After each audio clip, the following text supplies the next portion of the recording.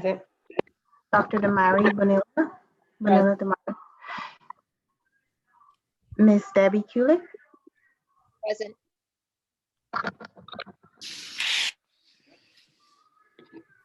Thank you. Everybody's here. So let's go ahead and entertain a motion for the approval of the agenda for today, which is June 3rd, 2020, with members of the committee reserving the right to add to the agenda and take further action in the best interest of the district. Do I have a motion? So moved. Thank you, George. Do I have a second? Second, Debbie. Thank you, Debbie. Oh, that was clear. Thank you. All in favor? Aye. Any opposed? Motion carries, and I see Debbie. Can I have a motion to approve the minutes from our last meeting, which took place on May 6, 2020? Rebecca makes the motion. Thank you, Rebecca. Second. Second. Thank you, George. All in favor, say aye. Aye. Aye. Any opposed? Motion carries. Thank you. Okay, so Mr. Moran, you want to begin until Ms. Piparato is on? I will, and actually Mrs. Piparato is also on now as well. Oh, perfect timing. Welcome. But I'll go ahead and start, and then I will turn it over to Mrs. Piparato to go over the high school programs and resources. Okay. Oh, there's her smiling face. Okay, I'm going to mute myself. Thank you. Okay. Well, good evening. Thank you for joining us this evening. And before we start, I just want to recognize and thank our entire ESASD community on a successful school year. Although we were faced with many different challenges, most recently the pandemic and the school closure, our staff did a fantastic job in meeting the needs of our students and families, and worked really hard to support each other through this time. So just want to recognize all the efforts of our staff and faculty during these past few months, and a job well done. So thank you for all their hard work. And today marks the first day without students, even though we have not had the ability to see them for the past 2.5 months physically. So we look forward to our continued work to plan for next school year. In addition, I'm sorry, I wanted to second those sentiments and thank you to the administration and my colleagues on the school board for the support and the partnership, and particularly that we've ended the school year with such a tough climate in terms of what's happening in communities across the country. And we've just been able to work together, and I'm looking forward to doing more through the work of this committee. So thank you all. Thank you. You'll notice on the agenda this evening, we have the high school level programs and resources. And I would like to provide the committee with just an update on an item that is not on the agenda, and that is the library programs. We discussed that at our last meeting, and our goal was to acquire quotes to bring back proposals to the committee regarding the replacement of our furniture and materials in the library department. As of right now, we're still working to receive those quotes. We've had several different challenges in communicating with businesses since the majority of them have been closed or at a reduced staff that we have been unable to acquire those quotes. So our goal is to continue working with companies over the next few weeks and have that information to the committee at our next meeting. Thank you. You're welcome. With that, I will turn it over to Mrs. Piparato. She's going to share this evening regarding our high school programs and resources. And our focus this month will be on the core programs and resources. Next month, we will focus on the electives and advanced placement courses.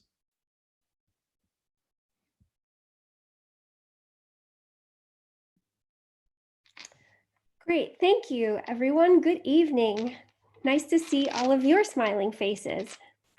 You are stuck with hearing from me again. I'm sorry for 2 months in a row, but I am excited because high school is where I've spent the majority of my career, and excited to talk about the kinds of things that we provide right now for our students.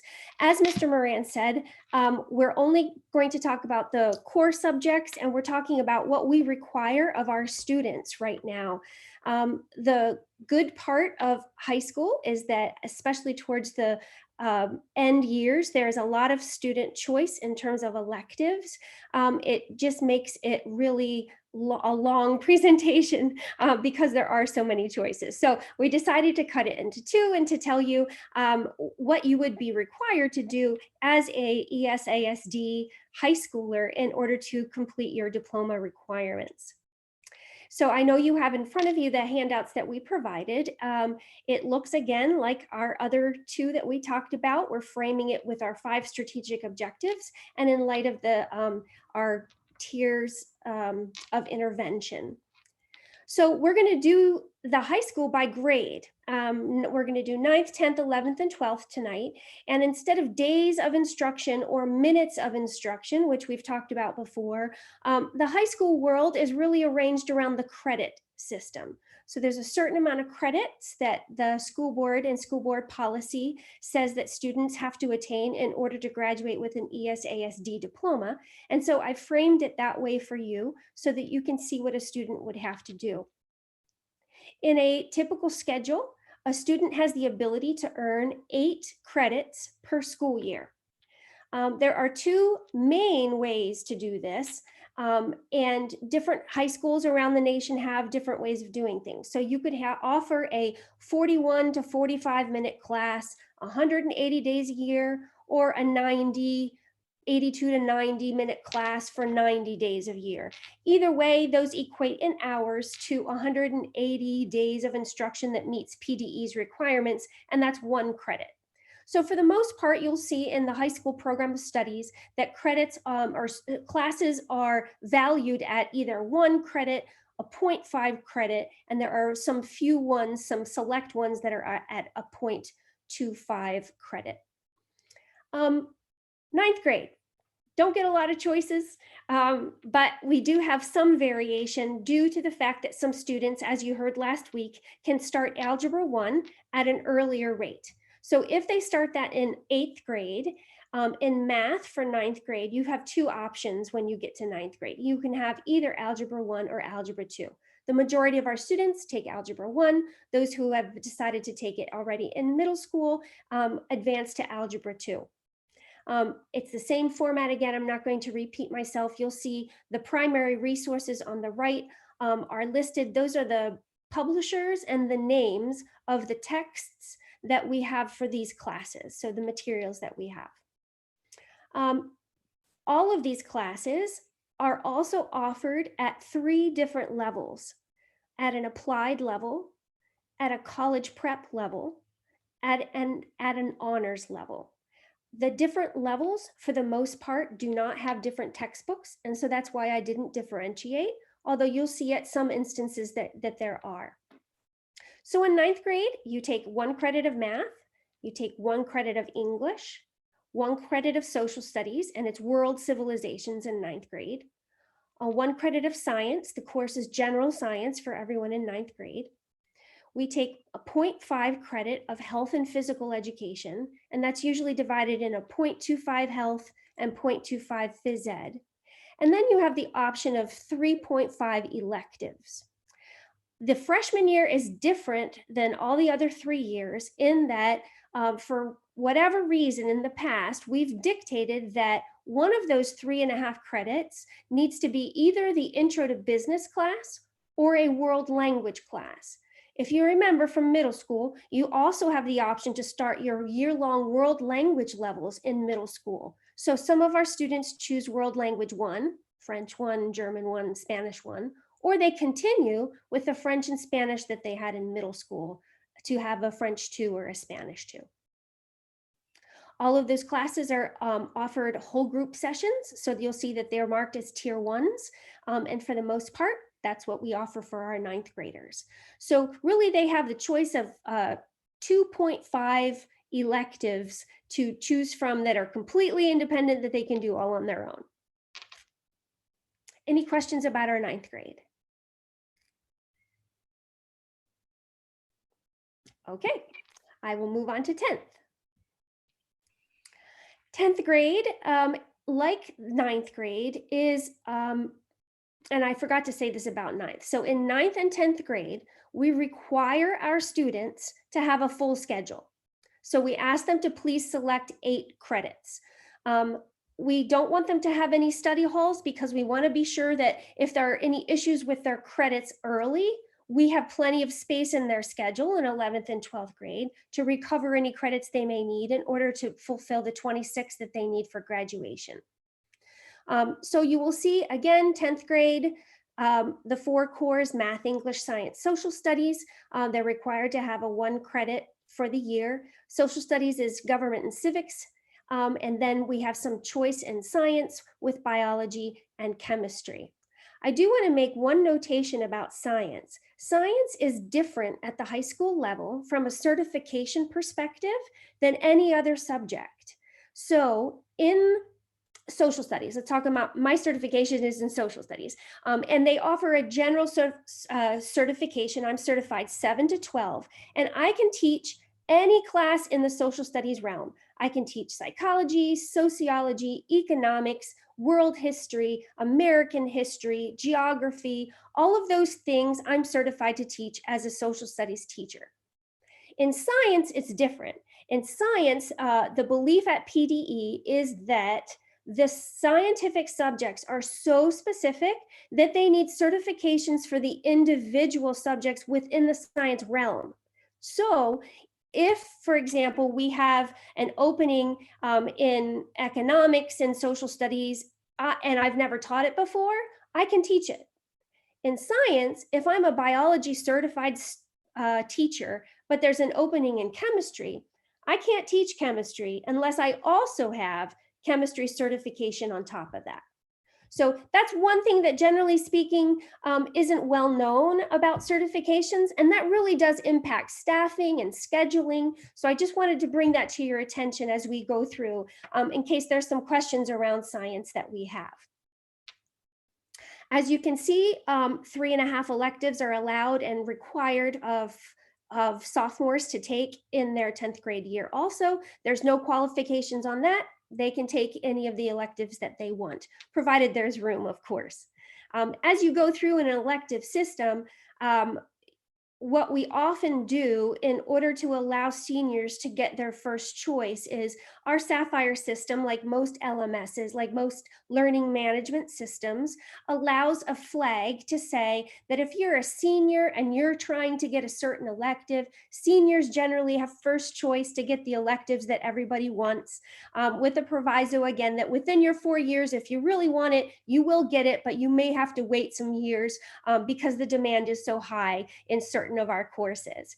If you've been through high school, you know that, for example, our family consumer science course of Bon Appetit is one of our favorites of all students. If they could take that every year, again and again, they would. So, and they absolutely get the chance to take it, but it may be that they have to wait till their senior year to get it sometimes, depending on the demand.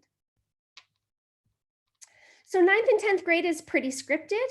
Once we start to get to 11th grade, that's when we have some burgeoning, some opening choices for us, particularly in science, because science is the only one of the 4 main cores that doesn't require 4 years of science. We at Eastburg only require 3 years of science. So once you hit that 3rd year, your 11th grade year, there are a number of scientific options for students to open them up to try to get them more interested in science, and if they want to, then to be able to take that 4th year of science. So in 11th grade, you'll see we're at the either Algebra 2 or Pre-Calculus is, generally speaking, what students take. English 11, US History is done in the 11th grade. And then we get that menu of choices for our sciences for our juniors. And depending on where they're headed and what they're doing, there are just a number of options that are good for them. So we have Biology 2, Anatomy and Physiology, Environmental, Chemistry, Physics, and Forensic Science. And the menu is chosen on purpose There are options in there, for example, for not only all levels of our students, but at this point, students will have started MCTI. And so if they're in particular areas of interest at MCTI, let's take nursing, for example. In nursing, clearly you need biology, but many MCTI students also really want to take anatomy and physiology, right? They know if they're going to go into nursing after this, they're going to need that A&P class, so might as well take it in high school, really start to bone up on your memories. It's a lot of memorization. You have to know every single bone in the body. I Google it, I don't need it, but then again, I'm not a surgeon, so that's good, right? So 11th grade, that's what they have, those menus of choices. Again, we have physical education. This time, instead of health, we don't offer health in 11th grade. Instead, we offer driver's education. And we make sure that all of our future drivers are safe on the road. And then again, you have electives. Now this time you'll see that the range of electives is from 2 to 3.5. To fill a schedule at 8 credits per year, you would need 3.5. But at this point, juniors don't have to if they don't want to. If, for example, now they're at that point where you'll see the superscript, the number 2 there on English 11, US history, biology, chemistry. This is the point in time where students, if they really want to challenge themselves, they can enter an AP level class. An AP, if you're familiar with it, is a college level course where if you take the course and you pass the exam, you can earn credit towards college before you leave high school. It's a really good program, and many of our students avail themselves of those opportunities. You get to take those at these levels in lieu of the courses that are required. The reason that that's important is, say I'm a student and I'm really trying to push myself. I'm going to take 3 AP classes my 11th grade year. I may want to then, instead of having a full schedule of 8 classes, give myself a study hall, because I know I'm going to need that time in my daily schedule to really process the material that my professors, that my teachers told me. I need that time to read. AP classes are intensive in reading. So there's that option in that junior year to not have to fill your schedule with 8 classes, but instead to give yourself breathing room if you need it in order to make sure that you can accomplish all your goals. It's also a way for us to say to students, maybe your first choice isn't an AP class, but we think if you push yourself, you could do that. You may need that study hall to help you with it, but we would rather see that and see a student familiarize themselves at the high school level with the workload of a college level class so that when they get to college, they're not surprised. So we have some students who are complete overachievers, right? And they take all APs and they fill their schedule, which is great. And then other students who say, I do want to push myself, but I know that if I fill my schedule, my chances of success aren't as great. And I just want to have that cushion for myself. So that is allowed in that 11th grade year. Any questions about 11th grade?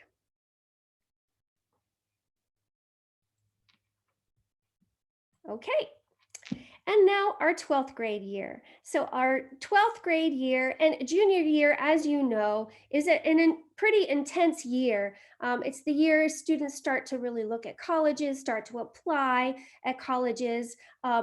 Their results of their junior year are often sent to colleges for that early admission requirement. A lot of pressure. There used to be more pressure.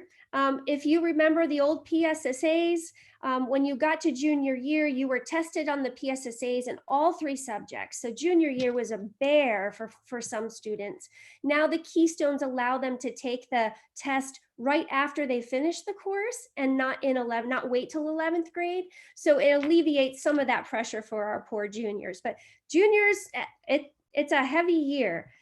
So you get to 12th grade, and if you've done everything that you're supposed to do, the required courses that you have to take, if you look at them, are really only 3.5. Again, you don't have to take science if you don't want to. Now you're in that 4th year of math. You've got a bunch of different options for math, depending on which direction you're going. obviously, if you're going to college, and Northampton does this, ESU does this, generally speaking, they have two directions in math. When you get to college, you still have to take a college level math class. But often if you're going in a humanities direction, then the math class you take is different than if you were pursuing a math education degree or a science with math degree. Generally, the math is much more difficult. So what we do at the high school level is at the senior year, we give them some choices. So if they already know I'm pursuing humanities as a career, or I'm pursuing a math related field, then your school counselor will help you choose which one of these math classes is best for you to get you ready for the kind of math that you're going to have in college. English 12 is there, global citizenship is there, which is interesting. We teach global citizenship from an American perspective. So we use an American history textbook to teach global citizenship. So that it's a different spin on how it is that we develop that global awareness. Health and phys ed, still there, can't get out of gym class. And then your electives. Again, you don't have to take any electives if you don't want to. We encourage students to take advantage of their senior year and really try to take advantage of the electives that they haven't been able to get so far by filling their schedule to 8 credits total. So they have a choice of 4.5 electives that they can choose and really have some fun their senior year to get some very more specific subjects that maybe they haven't had the advantage of getting before. You will see that we do give them a little incentive to not take 0 electives, and we ask them that they have to schedule at least 5 credits in order to be eligible for senior release and for academic awards. So our academic awards are, achievement awards where students have done well in certain subjects. And then our senior release is the carrot, right, that we dangle, that if you have a car and you have a study hall the last period of the day, you're allowed to leave school early and go to your job early, go to internships early, or go home and play video games. But we encourage them to get a job. So the senior release is a privilege, and what we accompany that with that 5 credit requirement to try to get them to really stay connected in their senior year and take advantage of those electives that maybe they haven't been able to get. That is at a glance from a credit perspective, 9 through 12, what our students are required to take according to our school board policy. We've talked before about PA code, and not all of these things are required by PA code, but by our school board policy, these are the courses that our students must take if they're going to graduate with an ESASD diploma. I gave you 2 things at the very end of this document before we talk about our integrated programs that if you want to look at on your own and explore, please feel free. There are in our program of studies at the beginning of every subject section for the 4 main cores, we have a nice little chart that tells you if you're a 9th grader and you're in this level, then you should take this your 10th grade, this your 11th grade, this your 12th grade year. So I didn't break it down by level up here for you, but if you wanted to see what that looked like, then please feel free to look at those pages in our program of studies. And for board members who received this handout, the link is right in your handout and you can follow that. And then lastly, what I put there for you is the number of credits that we require here in Eastburg. And again, per school board policy, we require 26 credits. 17 of those credits are core credits, what we call in the 4 main subjects, and phys ed and health. And then the elective credits, and their breakdown is on the right. And there are 9 elective credits that you need to take in order to at minimum, in order to get the 26 credits that you need to graduate. I didn't add them all up, but you can take many more than 9 credit of electives if you fill your schedule with 8 credits every school year. Any questions about credits or how they work with a 9 to 12 schedule? Yeah, I got a question. Why Sure. don't you have trigonometry also in 11th grade? They can take it, George, if they want to. They can, okay. Because it's just said in the 12th grade, that's why I was curious. Again, this is that's a great question, Mr. Andrews. If you go to the, I believe, that 4-year at a glance math chart that I talked about, you'll see that if you're in a particularly honors student or there's the possibility that you can take trigonometry. I didn't include all of the options here just because it would have made it a little bit busy. But yes. that's a They good- can double up on whatever they want, because I know like my son's freshman year, he doubled up on sciences, so he's a year ahead with science. Some of his friends doubled up with math. This year, some of his friends doubled up in their social studies, so they took civics and AP So US one's history. required, the other's an elective. Correct, yep. Yeah. You can make it elective, whatever you want, yep. Yep. And I noticed Mr. Reichel, one of the guidance counselors from North, is on too, so we can always refer to him Yes. for questions and stuff like that as well, because he does a great job helping the kids pick their schedules. Our school counselors are invaluable. It's really through them that our students navigate this whole system and get ready for then the college system that's even more onerous than ours. Thank you. I do have a question. You talked about math and the options and choices, whether you're going to college or, if you're going to pursue a math degree or not. How do we advise students who are not going to college? Great question. So we have the first 3 classes there, the fundamentals of math, consumer math, and essential math. One of those courses is offered at North, one at South. They're offered at both, but we've got a history of taking one over the other. Those are some of our more applied math classes where they're not necessarily intense in reading and prepping for that college level cognitive load, but are more focused on what do you need in terms of application for a job, for a career, for work. So the type of reading is a little bit different in there, and the workload, it's not less, but it's different. Yeah, no, I love the applied. I think that explains it well. It's more about the life skills in math. And I think what I'm thinking about is the conversation that we have had around the comprehensive planning and just thinking about ensuring that all of our students are more comfortable with math and that they don't feel like it's a daunting subject. So that kind of keeps your playing for me. I also have a question about how we're weaving in diversity and inclusion in all of these subject areas or specific subject areas? That's a great question. I think from a traditional perspective, right, diversity and inclusion as those topics are woven in through our social studies curriculum. Our students have those 4 years, and those topics are, whether you're doing US history, world history, it doesn't matter, right?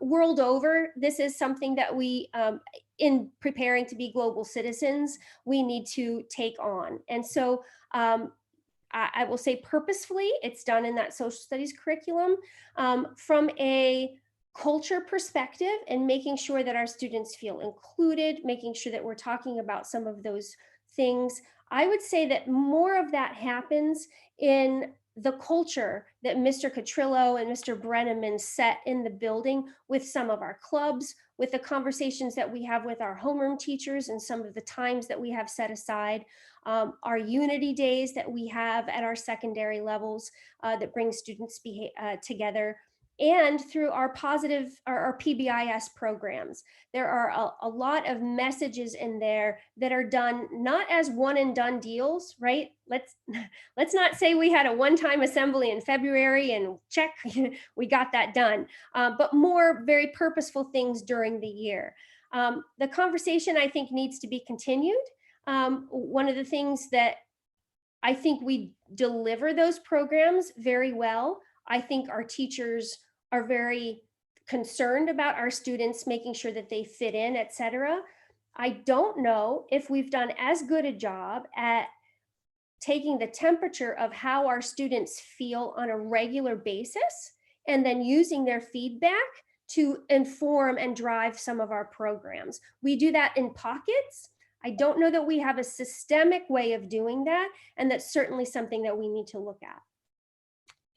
Absolutely. And I think the board will be looking at some of that as well as we think about and go through what the school board association's guidance is. We've been, kind of looking into some of that. And are we learning? So just a really pointed question. Are we learning? Are we teaching our students history about different countries or ethnicities, different groups? What does that look like? Because I think as we consider where are there adaptations that we can make and should make, considering the societal issues that we need to prepare them to deal with, I'd like to understand that a little bit. And I think although we're talking about high school, this likely applies to some of our other levels as well, or grade levels. You're absolutely right. So we do probably more ancient civilizations at the middle level, but that's where we begin that talk, right? And the middle level as a whole is understanding, if you had to summarize the whole middle level, right? Who am I? How am I different from you? How are you different from me? And how do we fit together? That's the whole identity theme in middle school is taken up in all of our classes. But in social studies in particular, we approach that through the teaching of world civilizations. When we get to the high school, then we do have, again, that 9th grade world civilizations. We do take a trip around the world. We talk about the origins of different countries, the origins of different belief systems, customs that are very different. We do that in middle school too. My father was a guest speaker when I was a principal there. He had been to India for a 3-week trip, and he came back and he was so gracious to talk to our students about, this is what you're going to read in the book. Let me tell you what it was really like. And it was really cool. Our students were so welcoming. And so I think having those kinds of experiences, and I think we do a good job of giving our students, introducing them to that conversation and the content. I think what we need to do as a whole, and what we're doing, is trying to frame this in how do we do this systematically so that anytime there are issues like this, we have the agility as a system to stop what we're doing, right, and introduce these kind of things. I think what we need to be better at is having opportunities for continued conversation. What's going to bring us together? What's going to heal us? What's going to allow us to understand each other's perspectives? That is a key theme in social studies. And when I often enter a social studies classroom, I see incredible job done by the teacher of really talking about these hard things and having some of these conversations. I think where we need to get to is I want to go into a classroom and see our students engaged in these hard conversations with guidance and facilitation and making sure that we've built that community of learners and trust. But that is work that we have to do. As you know, as we've gone through these things, you have been such a good audience at saying, wait a second, should we look at this and make sure this is better? I love your insights because it really matches, Mr. Moran and Dr. Bradley and I, after 3 years of being in these positions, we have our list, right, that we've looked at and said, okay, there's some things here that we know we need to address. Where do we start? What do we prioritize? And I think it's been fun for us to hear that some of the things that you have brought out in these conversations match what we've been talking about too. Heather, Yeah, if I could jump in.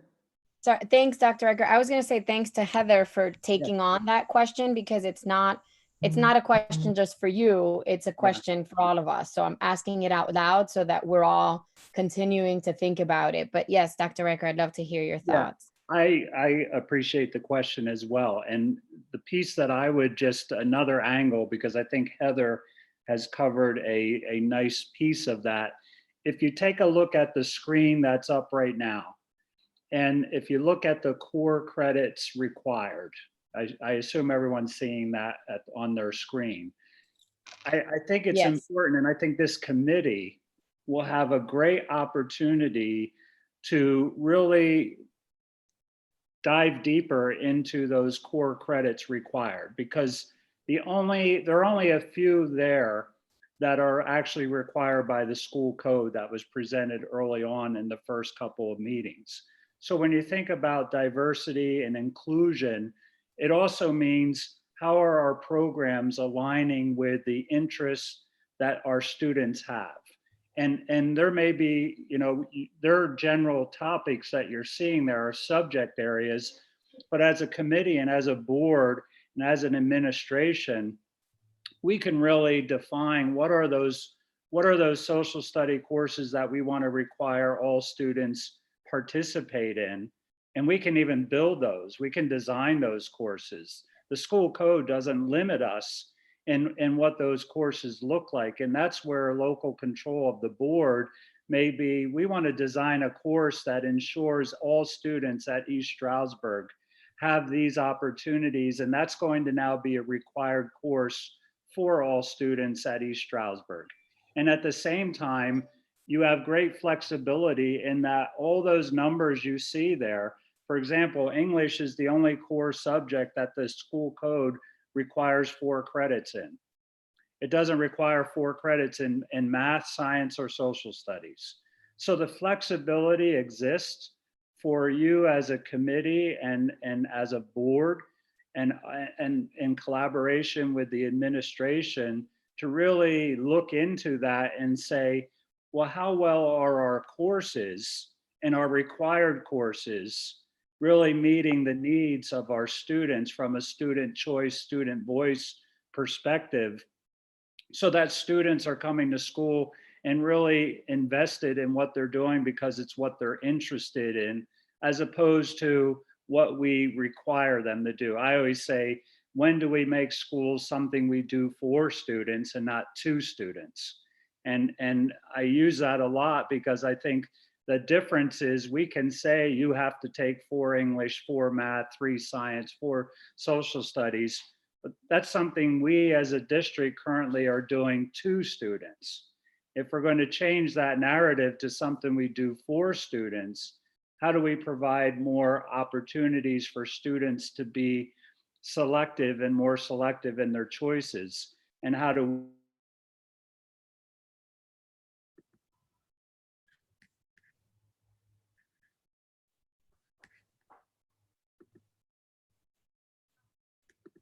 I don't hear anybody. Did Did we lose him? I don't think we know. did. I was going to ask, since we have Mr. Reichel on the phone, who's a guidance counselor, can we just get his opinion on how he goes about helping the students do what they do? If everyone's okay with that. I know it's usually public participation, but I'd love to hear what he has to say. Hold on, Rebecca, because I cut off what the team was saying. But yes, we definitely want to hear from him because we appreciate the time. If Dr. Reichel comes back on, he can, I thought it was me for a second because I hear the weather kind of roaring outside. But I wanted to react to that. And then I want to give the team an opportunity to close at least this section. And then we definitely want to hear from your perspective. So one of the things that I wrote on my notes in capital letters and kind of bolded was flexible. The realization that we have to be matching up what our students are learning to what is happening in the real world, and that's part of life skills that we talk about, preparing our students and making sure they have these life skills and we send them out into the world prepared. And if we're not aligning the learning topics and educational opportunities, and I love what Dr. Riker said about choice, because part of engaging youth is really that voice and choice. And so we definitely want to tackle some of those conversations in this committee once we have the kind of front matter that you've been providing. But I wanted to give you an opportunity. Were you done with this section at least, or is there something else that that you wanted to close out with? There's just one more section on the, yeah, that section is done. And then I just wanted to give you a quick overview of the integrated programs. Okay, let's do that, and then we'll ask Mr. Reichel to chime And in. just so you know, Demary, I know from experience from my children in school, like their civics class, they talk about hard topics in civics class, Like I know they spoke about the death penalty and their views on that, and it was a very heated debate. But I think the teacher did a really good job of managing the conversation and keeping it from going too far to the extreme to upset anybody. But he created an environment where the kids were comfortable expressing their opinions. And the same thing was true when they were in the classroom for current world events, because that's another class which is similar to civics. That's a social studies class, but it's an elective where they have the opportunity to talk about current world events and what's going on in the world, not just here in the United States. So it ended right when they started talking about China bringing COVID to America, and it got kind of heated, but then it ended and they didn't have it anymore. And I would have loved to see what it would have been like had we been in school now with what's going on in the United States, but unfortunately that didn't happen. But the teachers do, at the honors level at least, get the kids involved in topics that can be kind of touchy, but they do a very good job of keeping it on a good level, not to upset anybody, but they let them speak their minds and get the kids comfortable in the beginning of the year so that when they get to these heated topics, it's not about race, it's not about religion, it's not about that, it's about your opinion and taking the time to listen to somebody's opinion and then responding. Yeah, I appreciate you sharing that. And as I was listening to you right before you said it, I was thinking it depends on the teacher who's in the classroom. I think the comfort level of the teacher, the knowledge base, the experience. One of the things I'd like to see is for that to be woven in throughout. And so if there's an opportunity by creating a course that we have the right person who is prepared with the expertise able to deliver it, that we can do that. We know that it's important to create a safe space. And so that's what I hear you saying that some of our teachers have done. But I'd like us to be more deliberate about that. And to be honest, we should be allowing our students to dig into conversations about race and ethnicity, about religious differences, because if we don't have young people that are comfortable having those uncomfortable and tough discussions, they grow up to be adults that are not comfortable having uncomfortable and tough discussions. I really appreciate kind of your insight on I was very impressed by the teacher and the way he handled the class, because he actually did a Google Hangout with the kids this half of the year when we were home, even though this group of kids, he had the first half of the year and it wasn't his class, but they wanted to get together to have discussions about what was going on. And he was able to facilitate that for these kids in a safe environment. And he's just one of those teachers that the kids love because he just creates that very warm environment. And you can tell as a teacher, he genuinely cares. And I think that's what you need in somebody that teaches these social studies or these, diversity and inclusion classes, is a teacher that, is warm and embracing and non-judgmental and can make kids feel safe. And that's what this man did. And every kid that I've spoken to who's had him, whether it's this year or years in the past, they tell me he's the GOAT. He's like the greatest of all time when it comes to social studies. Well, that's awesome, because that means we have the talent in our district to make it happen. And I love hearing that. So I will give it back to you. I'll mute myself and give it back to you to finish the section on the integrated programming. Thank you. And I'll interject one last thing. When I was a teacher, our district did that. Our district polled our students. We found that as a need. They asked me to write a course. And they told me it was for honors kids. And I said, no. I said, can I push back just for a minute? Because you didn't give that survey to just honors kids. You gave them to everybody. And they agreed with me. Administration was very supportive. And we wrote a course called Cultural Diversity and Conflict Resolution. And I got to teach that to seniors, all levels of seniors. And it was just awesome. If I could have taught that all day, that's what I would have continued to teach. So just those burgeoning conversations and having kids find their voice and then find the language that they need to really feel like they can express themselves, and while they're still listening to others. So I feel we have the teachers in our district to be able to do that. And I'm looking forward to that conversation to pursue that. So Okay, integrated programs. As you know, we talked about this in our others also. These are programs, not any extracurriculars. These are things that are done during the day as support services to our students. Again, we've organized them according to the tiers of intervention, tier 1, tier 2, tier 3. And so you'll see that we have, in addition to our emotional support and special education classes, which are in the subjects that we just treated, we also have resource rooms available for them. Those are resource rooms that they can go to and get specialized help during certain times of the day. We have our library, of course. The library is a little different at the high school level in that, especially 9th and 10th grade year, the students can access that if the teacher goes to the class, if the teacher goes to the library. Otherwise, students have their lunchtime or during homeroom or after school that they can access the library. So that's something that we're looking at to make sure that we can get access to everybody. Smart Futures, you've heard about before. That's our college and career technology that we've just started to implement. Our gifted program for students who need enrichment and want to push themselves. Our individual counseling, which are wonderful school counselors. Mr. Reichel, you're representing tonight. Thank you for being with us. And their services, man, if I had to list that, we wouldn't have enough paper to list what our individual school counselors do. They're just, they really connect with our students. Our SAP groups, again, we've talked about that last time, referral service to help families connect with outside resources if they need it. Our dental program, our physical program, our counseling, we have individual counseling, and then we have our school counseling. Our EL is our English language program, so making sure that our students whose first language is not English are provided with what they need to succeed in all their classes.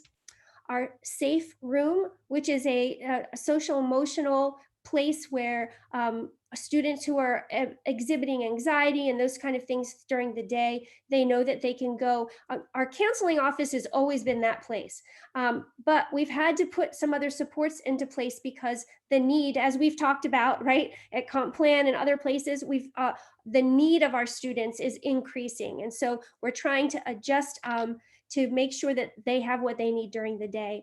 And then of course our MCTI program. So our Career Technology Center, where we are able to provide our students with hands-on trades training for a number of different shops. And I didn't list them here. If you want me to on the next report, I'm happy to do that for you so that you can see different career centers have different trades that they offer. So if you're interested in that, I can next time make sure that I list them for you so that you see the shops that are available to our students. Sure, thank you. You bet. And that is mostly for 10th through 12th graders. There are some select 9th graders that qualify for their program, but mostly you make your selection during 9th grade for 10th through 12th.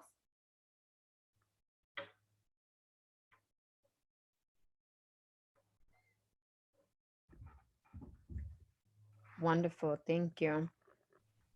Does that complete your portion? That does. Thank you for listening. Thank you. I appreciate the insight and just how you're always very positive about what you're sharing, and it's contagious. So thank you. Mr. Reichel, we did want to hear from you, and I think this is the perfect opportunity considering that you got a shout out in this section here. So let me unmute you, and we really appreciate your time and you joining us because we want to engage more of our educators and our community and different stakeholders. So thank you. I'm going to mute myself and give you an opportunity to weigh in. Okay.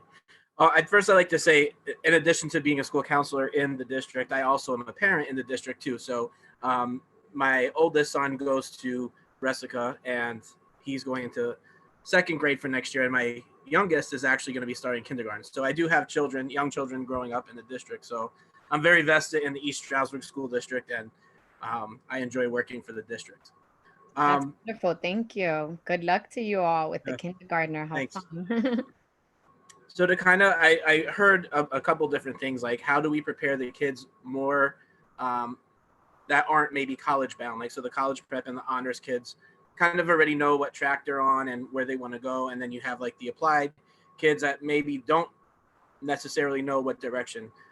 As Heather had said, the district has purchased the Smart Futures, which I think is a great tool, and that's something that district-wide they do like on a monthly basis, where it just kind of helps them to explore different career options for the students, and it has different lessons in there to kind of make it intriguing rather than just having someone kind of lecture about, oh, here's this track, here's that track. It kind of just gets their curiosity going to pique interest in that. So I think that that's a good program that goes all the way up through the high school level and all the way, starts at an elementary level as well.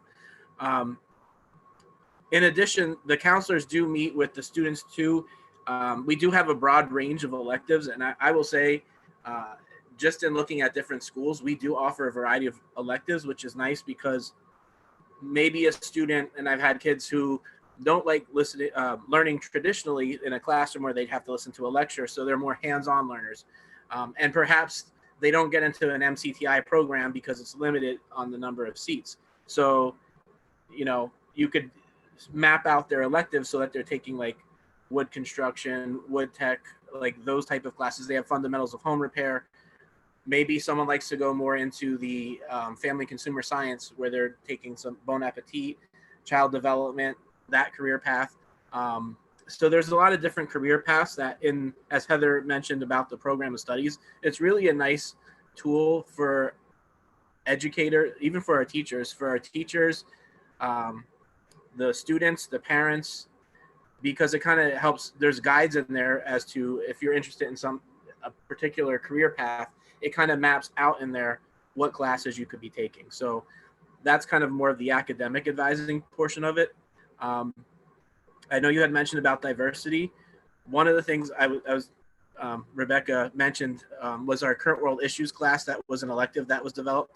That is an awesome class that a lot of kids tend to like because they talk about those topics. And like you said, the teacher who teaches it's in a very comforting setting so that kids feel comfortable talking about some of those hard topics. Some of our other teachers also, I know they just started offering gender studies, so that's another elective class in the English department that they're offering. Even you take like a bon appetit class, for example, they give cooking lessons, but they have them cooking different foods from the different cultures. So maybe they're doing the China packet this week. They learn about different Chinese culture and some of the foods in there, and then they'll cook that. And, maybe it's Spain and Mexico and Italy, and they kind of break it down to the different cultures in that. So I think in some of our classes we do. I think it would just, I think maybe in other classes we could do a better job of kind of integrating that and maybe offering some more electives, like the elective that Heather mentioned that she taught and developed that course at her other school. I think that sounds like a very awesome class to offer at the high schools. Then I will say that, so kind of tying into the diversity, I see at least at the high school level, is the social and emotional piece. And I think that is a huge piece that we really need to focus on. And I'm not just saying that because I'm a counselor, but I think that a lot of our students struggle with different issues, whether that be, and I know, for example, at the high school north, just since COVID, I've had 2 kids on my caseload during COVID that have lost a parent. So a lot of my virtual is I'm just checking up on kids and, touching base and saying, hey, we're here for you. And I saw a lot of our staff actually reach out and, we wrote all of our seniors letters, and I got, a phone call from one of the kids I wrote a letter, and he was just like shocked that I actually wrote him a letter. And he's like, no one ever wrote a letter like that. That was so cool to get that in the mail. So I think it's kind of that human connection and kind of just dealing with the social emotional. Yeah, you have to take your math, English, science, and social studies and all of those classes. But again, we're all human and we have ups and downs. And, when I teach my youth mental health first aid class, I always say people have a negative stigma on mental health. And until we can get rid of that the stigma of mental health, everybody has a mental health. Because you have a good day and a bad day, it doesn't mean you have a mental illness, but everybody has mental health. So I think it's kind of having our teachers assess the mental health of their students and recognizing that maybe Johnny has his head down today, and just say, hey, is everything okay? And just kind of incorporating that. I think that kind of ties into the diversity and feeling comforting. And I think Heather also mentioned we do offer, the one thing I do like about East Stroudsburg School District is that we do offer a lot of clubs, which is after school activities. I know we just recently developed the Avidum Club, which is, their motto is I got your back. So it's kind of like kids looking out for other kids, kind of like a peer mentoring program where, if they see a new student sitting by themselves in the cafeteria, they'll go over and they'll sit with them and, talk to them so they feel comfortable. And so it's things like that. I think that we incorporate, and, I'd like to see that grow. And I think by addressing the social and emotional needs of our students is going to, by nature, increase the academic portion of it.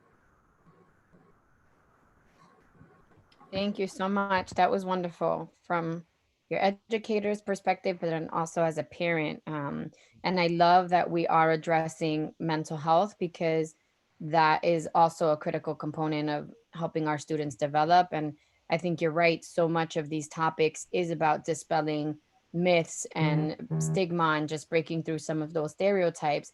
But if we're not having the discussions from deeper levels, then I think we're not preparing our students as well as we can to navigate real life issues. So that was a great perspective that you shared. Thank you. And hopefully you'll be able to join us as this committee digs into some of those issues, because as I said, we want to engage more educators and various stakeholders. And if you represent a couple of those, we welcome. Thank you. Dr. Riker, we had lost you earlier when you were talking, and I'm wondering if you wanted to finish your thought. Thank you, Damari. Yeah, I had a bad storm go through here. I lost power, so I didn't have internet. Oh, wow. Okay. I thought it was mine because it's pretty windy. Yeah. We're glad you're back. So, well, I think I pretty much finished that piece. The only other piece that I would add that I would like to speak about and look into, investigate more, is for those students who are thinking about pursuing post-secondary education, in addition to those that may be going into the workforce or even the military. I think we have a great opportunity to give our students the chance to go to our community college and our college, East Stroudsburg University, for dual enrollment classes. And while we do that, I don't think we take advantage of that to the extent we can. And for those students that are looking to pursue something post-secondary, the amount of credits that they can earn and transfer to college. As a parent, I just learned that. I mean, I didn't learn that just now, but I seen it with my own child. So it's a great opportunity that in the end also saves our families a whole lot of money. And I think, again, if we look at our program of studies and we look at our course requirements and we look at how can we give students even expand and a broader opportunity to access those types of programs outside of our schools and have internship opportunities and really get those experiences. We have to look at our programs, we have to look at our credit requirements, and we need to look at, if we have any interest in going that direction, how we're going to free up that time for students to be able to get those experiences.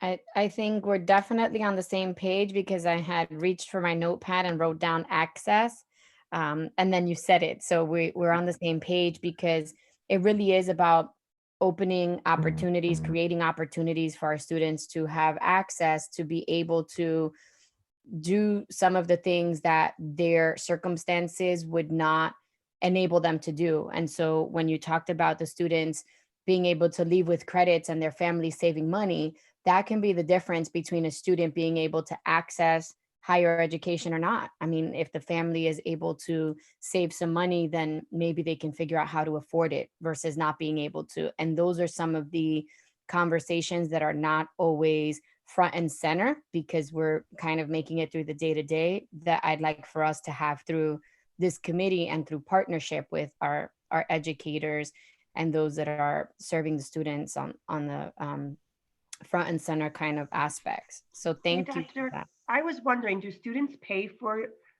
the dual enrollment, or is that included within their curriculum here?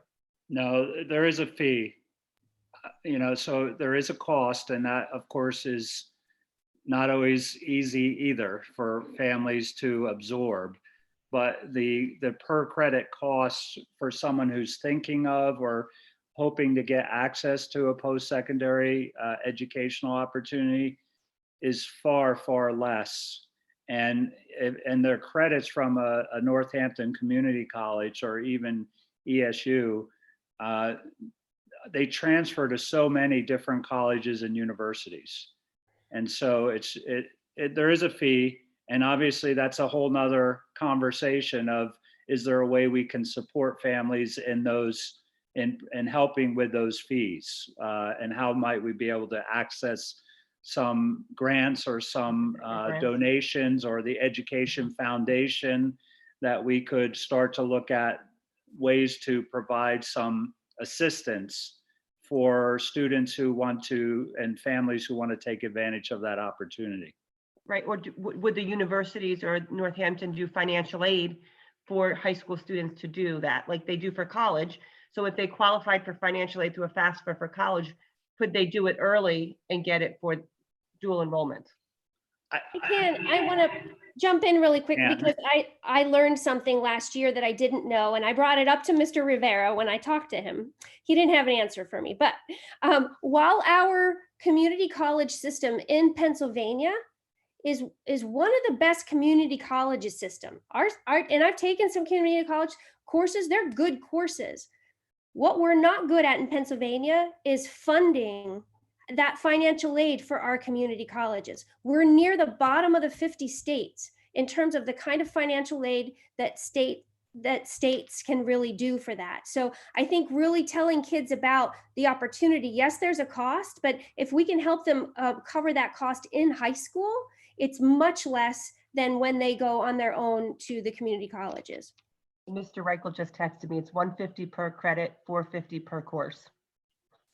Yeah, that's excellent. And being sure that we're talking about this from freshman year is important, or even earlier, so that families know, but that you can break up that college cost for a couple of years behind, so that if you're kind of saving up and you're able to pay for a course, thinking about the savings over time, and also paying for 3 years versus the 2 years at the community college level, et cetera. I think we need to be able to quantify that visually for families to see kind of a payment scale, what it looks like, what the savings are, because there's a level of informal education that has to happen with families that don't understand because they've never done it before, right? I was raised by grandparents who went to the 1st and 3rd grade who didn't know the language or couldn't navigate this discussion, and therefore they wouldn't have known. I mean, it was a college, a financial aid college officer who taught me how to complete FAFSA, right? So there are just all these dynamics that we have to help our families navigate that I think are part of the real conversation about how do we do this. But also I think Dr. Riker's comment about grants and other opportunities, donations, is important, because there are people that want to help fund education. And so we have to figure out how to bring some of those dollars to our community. And when I say we, I mean all of us in partnership. I don't mean to put that right on Dr. Riker and the team, but just kind of figuring out how can we bring some of those dollars. And so I'm definitely committed to that. I think this is really important to putting our students on that path to higher education. And we have to do that more in order to become a competitive district where our students want to stay in our schools versus going elsewhere. But then also just to be more attractive in other ways as well. So this is a conversation that we will continue. Mr. Reichel just texted me again because he texted that there are limited, he said there are limited scholarships available through Northampton that he's helped kids apply for. Great. great. The other thing we would need to do, and so we, you have to be careful what you say because we're going to be signing you up over here. But we need to be able to transfer that knowledge that someone as yourself has to the families, right? And so, yes, documents are important, but also a series of open houses and informational sessions where we can walk people through and just really break down what does this mean, what does it look like for you. And I mean, you all know I've been pretty vocal in this last couple of months in this crisis and saying my grandparents wouldn't have been able to homeschool me. I mean, they just couldn't have done it, right? And again, thinking about all of these different components and how we partner with our families to provide some of this information. So I'm really excited about these opportunities. I know Mr. a Moran, big struggle though is getting families to get involved, and that's how we are. As we grow with this committee, I think that's something we need to really jump in on. Is yes, we have all these wonderful things, but does everybody know we have all these wonderful things? And what can we do as a community, as a board, as educators to get the message out to the community so they can benefit that, and then we can grow as a community? Because I think that's where we're missing it. Like we have, we did all this work on the education plan, but do our families really know what we really have to offer their children, or what we have to offer them as parents within our community? And that's going to be the hardest thing we're going to have to do in this committee, is bridging that gap. yeah, I mean, I think we're committed to increasing that communication component. I mean, you've talked about it from a personal level. I've talked about it. We've talked about it within our board colleagues, and just across all levels of the district. We can always work on improving the communication and being creative about it. So it's not that families don't want to be engaged, but they don't often know the information, right? As you're mentioning, but also the realization that over in the North High School area, we have so many, I mean, in our community across the board, but particularly North, there are so many people that commute and they're not home for long hours and periods. And so we just have to be really creative about how we approach our communication strategy. And that's also, as you said, Rebecca, an area that we're going to be tackling in this committee in the coming months as we work on that. And that's why we need the partnership of Mr. Reiko and others that are doing good work, that have ideas, and that are also parents and are vested in various ways to the district. So thank you, everybody, for your comments. We will definitely have more discussion and will involve more stakeholders along the way. Mr. Moran, I want to give it back to you. Thank you. I just want to thank Mrs. Pipperato for providing a comprehensive review of our core programs at the high school level. I know we look forward to hearing more about the electives next time, as well as the advanced placement courses.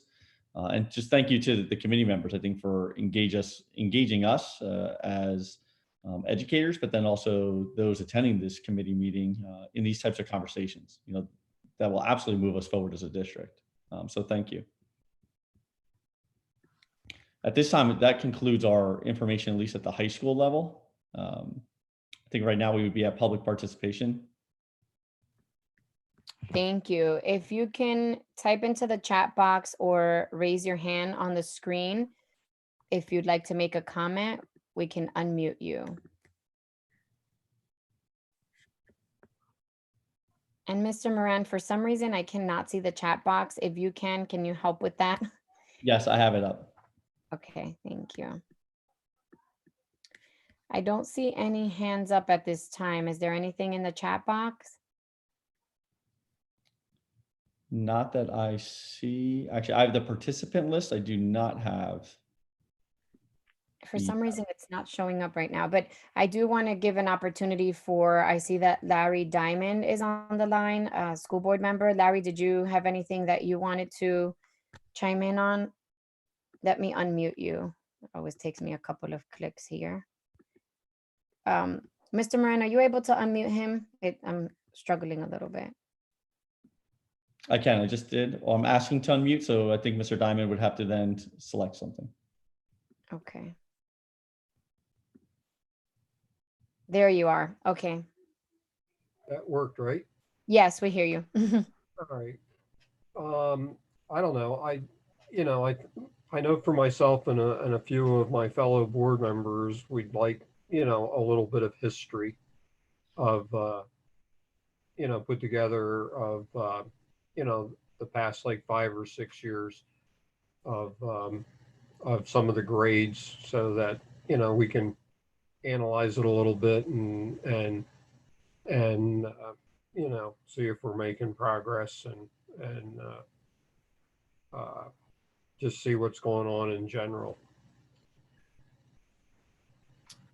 Thank you, Larry. I am working on a strategic direction that I want to propose to the committee, and then meet with administration and with the rest of the school board. Of course, we want to engage the public as well, but there are some strategic decisions that we have to make about what kind of information we need to look at, what's the purpose of the information, how do we use that to inform where we're going, and particularly where we are right now in terms of a time of crisis and some unknowns. And so I know that we received some direction from Secretary Rivera, the governor's office, and the Pennsylvania Department of Education, but it's still not totally clear.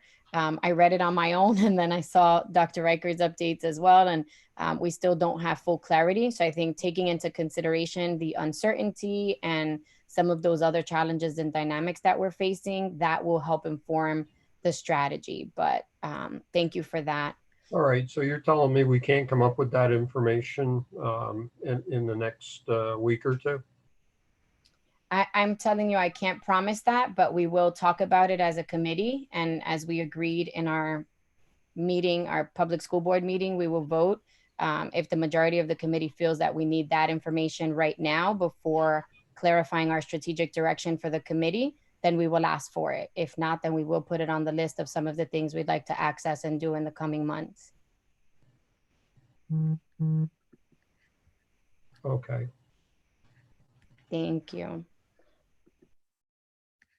Okay. I did have a question. If we don't have anyone else for public participation, Mr. Moran, I did have a question about some of our thoughts, because we know that, I mean, as individuals, we're wondering, we have community members that are asking, what are some of the initial reactions? And I know we just got the email, but what are some of your and your team's initial reactions? I know you've been thinking about and planning for the uncertain and unknown, but is there anything that you can share about the summer program coming up and or the fall that you think would be helpful at this time? Absolutely. In regards to the summer program, I know Dr. Bradley and also Mrs. Piparato are working with the elementary and intermediate levels teachers right now to plan programs for our students in kindergarten through 8th grade. We will release a registration form the week of June 8th, so right around the corner. Next week, we'll see the registration forms going out to our families more in the beginning of the week for K-5, and then 6th, 7th, and 8th grade. We'll see at the end of the week those registration forms going out to our families. They will be digital programs at this point. So kindergarten through 5th grade will be a digital program. We are right now working to determine whether or not a non-digital component can be available for elementary. Again, that's something we're going through that process, that planning process right now. The grades 6 through 8 will be focused more on week-long or 4-day camps, so that teachers will be submitting proposals for a 4-day camp that students would then have the opportunity to register for that 4-day or week-long camp that we are going to offer. So more information will come out to families next week, and then our program starts the last week in June for 4 weeks into July. So we're working hard to get that planned out. As you can imagine, transitioning an elementary program that met in person historically to a digital format, just as we moved all of our students into a digital platform over the last few weeks or months, was quite a feat. Same thing exists right now as we're planning that. The middle school option felt it was necessary to continue to engage our students in a learning process, through the summer months. We have not had that opportunity before as a district. So I think it's only fitting during this time that we continue to engage our students. And I really look forward to seeing the teachers, their proposals for those camps that we'll be able to offer to grades 6 through 8. One concern I do have with the digital is access, because you still have kids that took advantage of the free Blue Ridge communication to get their internet in the home. That ends at the end of the month. So if they want to take advantage of one of these summer camps and their internet is now turned off because it's no longer free, that option is not available for some of our students. So it's not, the equity of making sure every child gets it is something we need to consider as well. Absolutely. And I think that's an area also we can contact Blue Ridge, as we did as schools were closed. We did contact Blue Ridge and speak to representatives there to really voice our concern over internet access for our families. And I know there was a positive response, obviously, from Blue Ridge and other local cable companies as well. So that's something that we can do as well, Ms. Bear, is reach out to those companies to see if that's something they can extend that offer to our families through the summer months. Just a concern that I had, because I know a lot of families did take advantage of that. And so I just want to make sure it's equally available to everybody, not just those that have internet. Absolutely. It's a great concern, and Mr. Moran, I was thinking the same thing, that some outreach and support can help.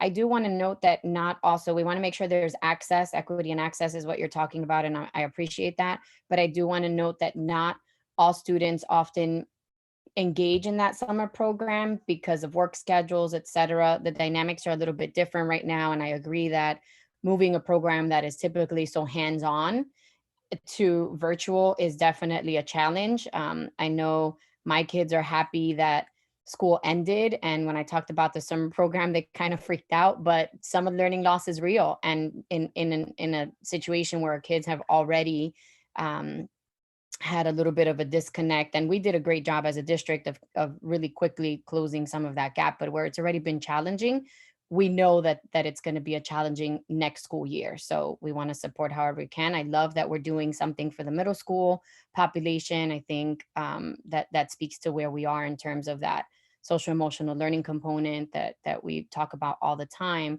and putting it into practice, right? Not just talking about it. Okay, excellent. I think though, kids that normally would not have gone to these camps because of scheduling, you may have more involvement now because they can do it from home. Maybe mom or dad or grandma or aunt or uncle couldn't get them to the elementary school to take that class, or to the middle school. And now it's being offered on a computer, so it's there, but we just need to make sure that it's completely accessible to everybody. Right, thank you. Okay, Mr. Moran, is there anything else on your list? So to answer your other question, and that is, the guidance that came out from the Pennsylvania Department of Education, that came out this morning. Our team will continue to review that guidance as we work on our plans for what that entails for next school year, for the 2021 school year. We know there's a lot of work that needs to be done in planning. Part of that planning is to get feedback from our teachers, our staff, as well as our students and families. So we will be issuing surveys to those three stakeholders to gain some feedback as to the successes as well as challenges that they were faced with through the school closure and the Learn from Home program. That will better assist us in planning for our 2021 program. I think the challenge obviously will be is how do we ensure that we meet the CDC guidelines that are presently out, and knowing that we would obviously, our goal would be to get students back in the buildings, but to do that in a safe manner, one that ensures that all of our students and staff are safe. So there's a lot of work to be done in reviewing those guidelines and planning and preparation over the next 2 months. Thank you. And that's similar to what I heard from the RU20. So I know we're thinking about it and making the considerations. It's always good to talk about where we are right now, and I appreciate your willingness to do that. Are there any committee members that have a comment or a question? Debbie, I don't see your picture. Oh, there you are. I have to take it off because they say that's why my phone cuts out. Yes, that's true. I've seen that a bit. Thank you. Do you have any comments or questions? No, I think we're going in the right direction, and I'm just going to be happy to hear have the whole picture next month with Heather's additional, and then I think we can really start to dig into things. Mhm. Yeah, I agree. Thank you. George, do you have any questions or comments? No, actually, it's been very good tonight. I've just been listening, and I had some earlier, which Heather answered for us. Okay, thank you. Okay, Mr. Moran, anything else on your end? Oh, you're on mute. You muted yourself? Thank you. Yeah, I muted myself. My daughter was waving goodnight to me. Oh, okay. No, that's everything from our end, from the curriculum office. Excellent. Okay, well, yes, I agree with Debbie and George. We're learning a lot about what the landscape looks like and definitely be able to make more informed and strategic decisions along with our colleagues on the rest of the school board and with our partnerships at the various community levels. I'm gonna ask for a motion to adjourn. So moved. Thank you, George. A second? Debbie? Thank you, Debbie. All in favor? Aye. Aye. Any opposed? Motion carries. Thank you. It's been a great night. And thank you, Mr. Moran and team. Happy end of school year, everybody. We'll talk soon. Everybody have a good evening. Okay, thank you very much.